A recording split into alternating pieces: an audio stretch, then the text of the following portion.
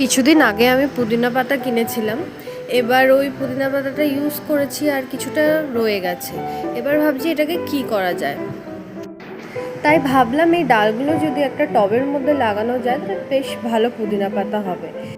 আর এখানে তুতু বদমাশি স্টার্ট করে দিয়েছে। ও প্লাস্টিকের ভিতরে ঢুকতে খুব ভালোবাসে আর মাটি দেখলে তো পাগল হয়ে যায়। মাটিগুলো ভীষণই শক্ত আর খুবই ড্রাই, এগুলোকে জলে ভিজাতে হবে কিছুক্ষণ। এই খানিকক্ষণ যদি না ভেজানো হয় তাহলে গাছগুলো ভালো মতন লাগাতে পারবো না। এবারে আমি টবের মধ্যে সব মাটিগুলো নিয়ে নেব, বাদ বাকি মাটিগুলো আমি রেখে দেবো, পরে কাজে আসবে। হঠাৎ করে কালু এসে গেল, এসে দেখছে যে আমি কি করছি। এই যে বাবা সরো, সরে যাও।